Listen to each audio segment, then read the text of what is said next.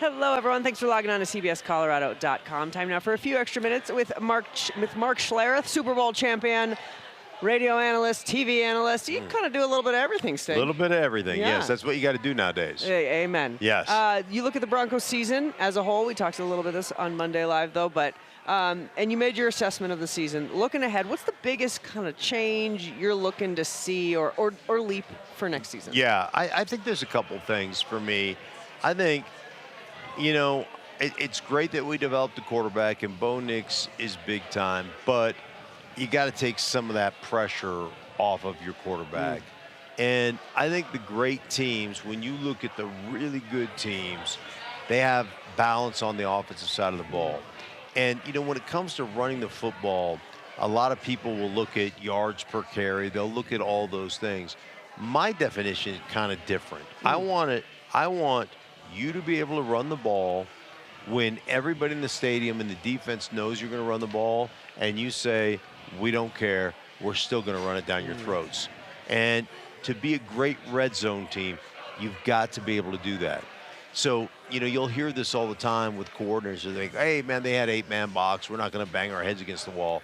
Well, everything's an 8-man box or a 9-man box when you get into the red zone. So you better learn how to run it in those situations. You better learn how to, you know, to execute in those situations. So I'd love to see them really be better at running the football. And some of the issues with them has become, you know, with the motions and with the shifts and with the personnel groupings, you got to be able to decipher, you know, who we've got.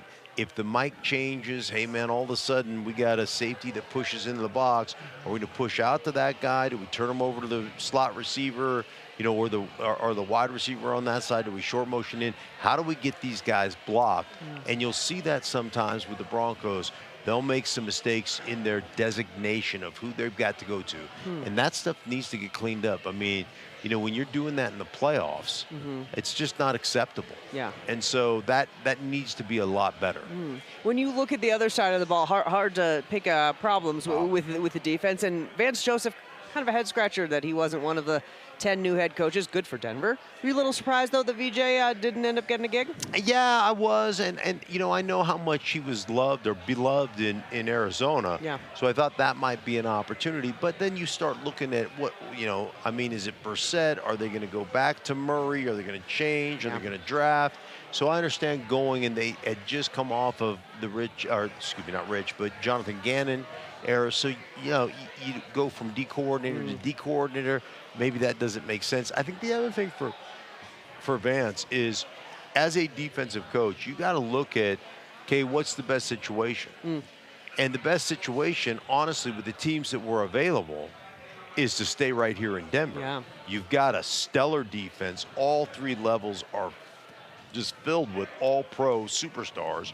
And so, to me, hey, man, I understand there's only 32 of them, but if you're going to have success, you got to be in the right situation. Sure. And that means you got to have the right owner, right? You've got to have the right owner that's got deep pockets, and going to support you and allow you to be in charge. And so you got to be in the right situation. So, you know, I don't know what went down in Arizona, and I thought that might be where he goes, but maybe it's Vance's decision to go, hey, listen, man, that's not the best situation, and play it almost like Ben Johnson did with Detroit, where he had interviews and he said, no, I'm going to keep coming back to this stellar offense, the best offensive line in football, really two great running backs, Amon-Ra St. Brown, Sam Laporta, the tight end position.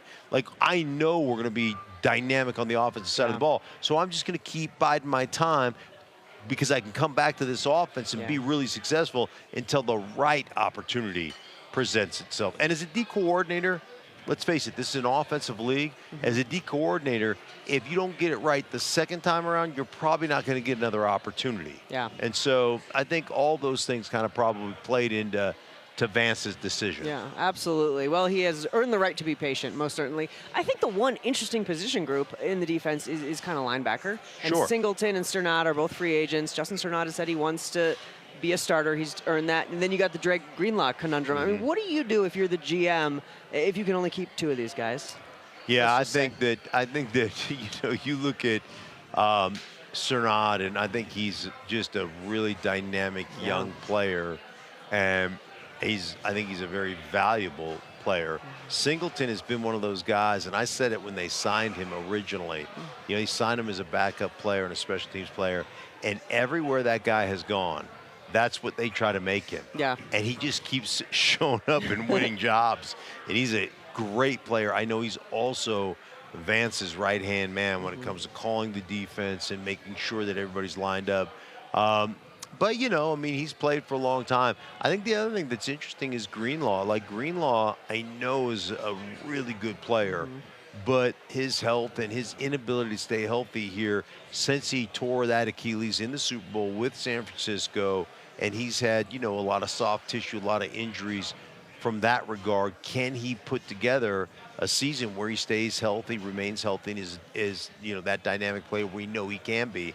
So that's also one of those situations where, you know, you've got to really go long and hard about who you keep and who you let test that free agent market. Going to be interesting. Last one, and we'll get you out of here, Sting. Wide receiver. Do they have enough talent in house? Would you go out and get someone new? What are you doing with the wide receiver core? Yeah, I think that you've got unbelievable talent. I think Franklin just continues to grow. He's a dynamic player. I think Mims, who has been kind of relegated to the return guy and the gadget guy, he showed that, man, he is a guy that can be reliable in that receiving position, and he's got all kinds of speed. I love the Pat Bryant kid if he can stay healthy. I think they look at it. Would you like a big time player like a Justin Jefferson? Absolutely, but they don't grow on trees. I think their receiving core is really good. I think a tight end is more pivotal than the receiving core. And then again, I think that if you can balance it out where you really can run the ball, and then every time you run play action, you flag that ball out there, it becomes a threat to the defense. I think that's what essentially bolsters your passing game. And I think those guys are efficient enough and good enough to make that happen. All right, there you go. You got the formula right here. Yes. Stink, always a pleasure. Thank you so much for taking the time. My pleasure, Romy. Guys, thanks for joining us. We'll see you next time.